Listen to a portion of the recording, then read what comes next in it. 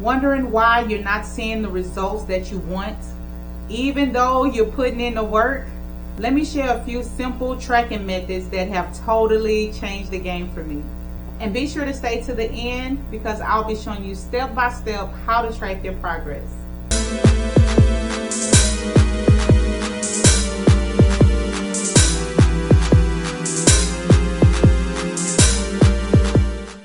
Hey everyone, welcome back to Modestly Fit, where we're putting a difference with getting fit modestly. And today I want to talk about something super important on any fitness journey: tracking your progress. And I'm going to show you exactly how I do it. Alright, so first up, I have my trusty calendar here, and I post this on my refrigerator. So I just finished writing this out. So I take some time out to go ahead and write out what days, and then I go ahead and put my workouts in, along with other things that I have going on in that month, whatever month that is. Yeah, this is just very helpful for me because, like I said, after each day that goes by and after I complete my workout, I go ahead and take my marker and I check that off. And like I mentioned in my last video, it's a small win for me. It lets me know what am I doing to keep up with my goals. And if I know that I am being committed to my goals that I have written here as far as my workout goes, then I know I'm making progress. So this is one way that I track my progress. I'm reminded of it visually every time I go to the refrigerator of what it is that I have to do. So I recommend writing down your progress, write down your goals on the refrigerator, and then I also write down that I have this one as well. So this is more specific for days of the week, and that has a section on here, what's on your mind. So here, if you want to write some affirmations to yourself, this will be a good place to start.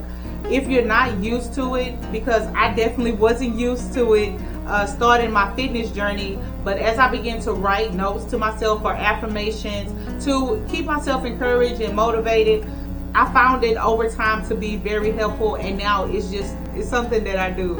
I mentioned here in one of my other videos, I wrote a commitment to myself.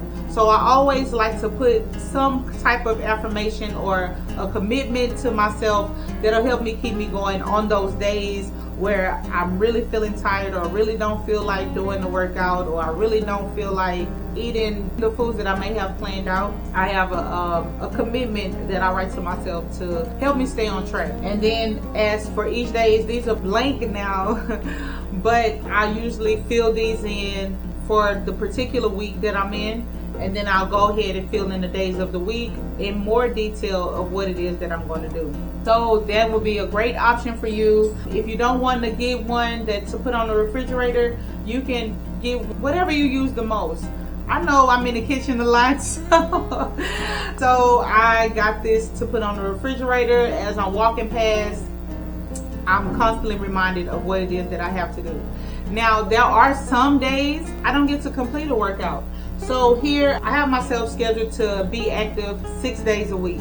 A minimum of 3 is good for me, but I have specific goals. So 6 days a week is what my expectations are. If I miss a day, let's just say today, I'm scheduled to do a full body. You can see that. I'm scheduled to do a full body today. So if I don't do that, I will scratch that off. And if I don't do it, I'll put what it is that I'm doing. So today I'm working on content. So I'll just put content there. So I'm working on content. If it was the case where I didn't do my workout, then I'll put the reason why. And then I will make sure I still have 3 days available for the week to do my workout. So no matter what, minimum, I'm getting 3 workout sessions in. But we can take that off because I'm doing content and I'm gonna go ahead and do my workout. So full body today. And well, I didn't work out yesterday, but I did work out Monday. So I'll just put workout. So it'll be 5 days a week that I've worked out and that's pretty good. So this is how I track my calories. I'm sorry. This is how I track my progress using the calendar. So write out your workout plan or track your activity, some type of activity. As I mentioned before, if you're not into lifting yet, walking or whatever activities you're doing, jogging, running, just go ahead and write it out. Whatever that activity is, you just want to make sure that you're staying active for at least 30 minutes a day, and go ahead and write it out so you can have a visual of it, and that may help you on your fitness journey. It's definitely a help for me. And these things, because it's new and it may be new to you, it may feel a little uncomfortable at first, but as you get in the routine of doing it, it'll be secondhand and it'll become easier over time. Next, let's talk measurement. Now, while the scale may give you some insight, it's not the only way to track your progress. And I know it can be discouraging at times because a lot of us may depend on the scale to track our progress, but it's not the only way to do it. So in addition to using the scale, I have my tape measure here. I love using the tape measure to see where I am in inches as the inches come off. So every couple of weeks, I measure my waist, my hips, and other key spots. And even though the scale may not budge, I love to see the inches coming off. All right, so I have talked about before the TDEE calculator on how you can track your calorie intake. Now, if I ask, how many calories a day are you supposed to be eating? Would you be able to give me an answer? Or if I ask, how many calories are you eating to maintain your weight? Or how many calories are you eating to lose weight? And for those who want to put on weight or muscle, how many calories are you eating? And if we're being honest about it, many of us can't answer that question accurately because we're not really sure.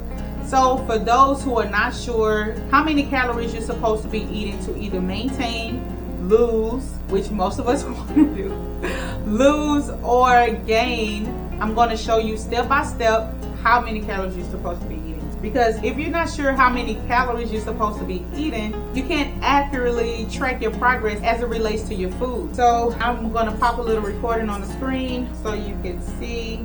All right, so I'm going to type in TDEE calculator and it should come up right there.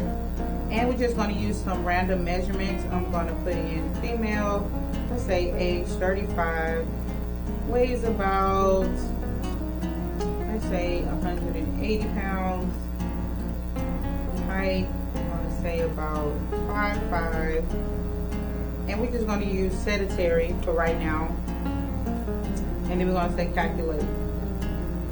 Alright, so if you're 35, who's 5 feet, 5 inches tall, weighs about 180 pounds, while being sedentary, your maintenance calories is 1,815 a day, and that's to maintain that weight. Now here it has, you scroll down to where maintenance, cutting, and bulking is. To maintain, here are your macros that you need as far as protein, fats, and carbs. And then for cutting is to lose weight, and bulking is to gain or put on muscle. So we're going to use cutting for example.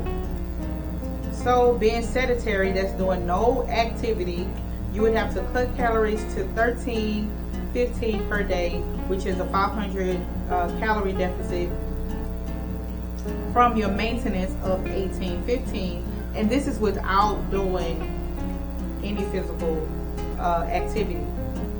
And so it gives you here how many proteins, fats, and carbs you would need, and then for the moderate carb, lower carb, or higher carb option. And most times you want to do the lower carb option, and you want to increase in the protein. So there you have it for that. So after knowing how many calories that I need from the TDEE calculator, then I can go ahead and go to the Cronometer app. So I'm going to show you how I track my food, my calories, my macros, and I'll put a little recording on the screen to show you how I log my meals and keep track of my daily intake. And it's a great tool to stay accountable and make sure that I'm reaching my nutrition goals. So I click on the Cronometer app. Now I've already logged in, and if you've been following me for any amount of time, you know that I have to have my coffee in the morning. So I have my coffee. I've already logged my breakfast and my lunch. So I'm going to show you what I logged for my dinner. So I click on the plus tab, I add food. So tonight I'm having a stir fry, which I love. So I go here and I click on chicken breast. All right, so this is something that I often use, I've already have it available. So then I put add to diary.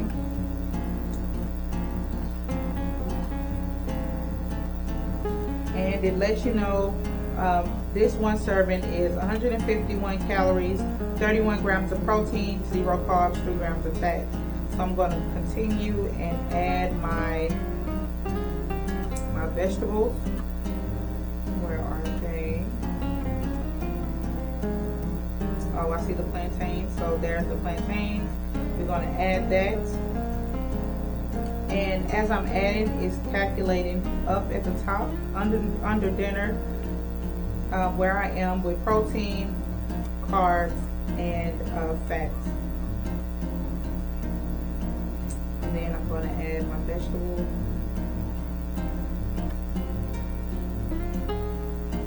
Mixed vegetables. And then I add that to diary. And then here is my dinner. 417 calories, 40 grams of protein, 54 carbs, and 4 grams of fat. And then at the top where you see targets, it lets me know the energy or the amount of calories that I have or need. Here remaining, I have 150 according to the input that I put in,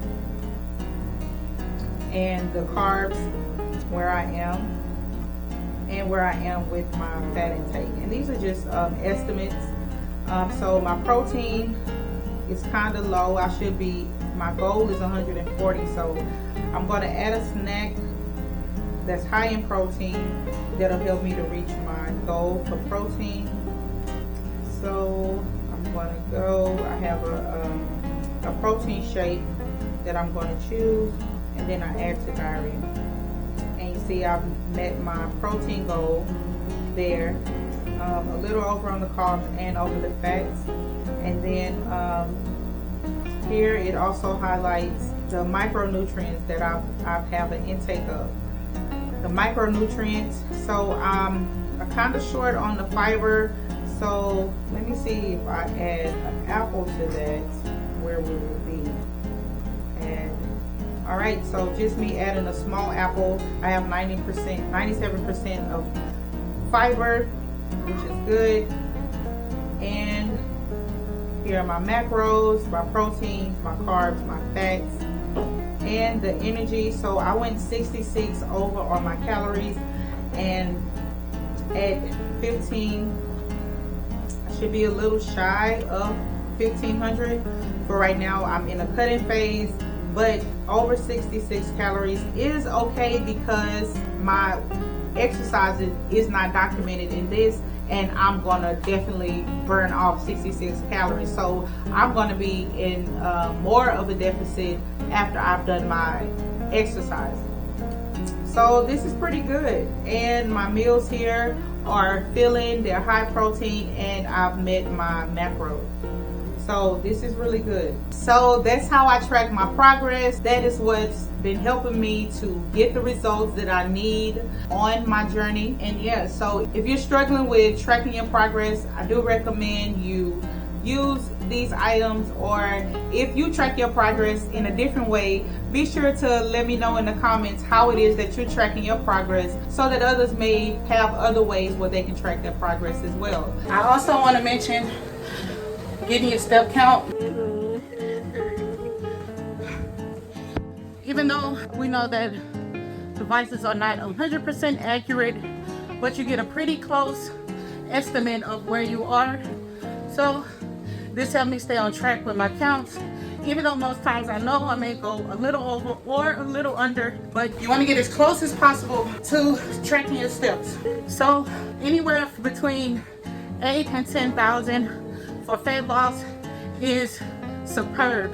So tracking your steps is important if your goal is fat loss. So I just want to add that in there as well. So that's it for this video. Let's stay strong, let's stay covered, let's stay confident, and let's get fit modestly.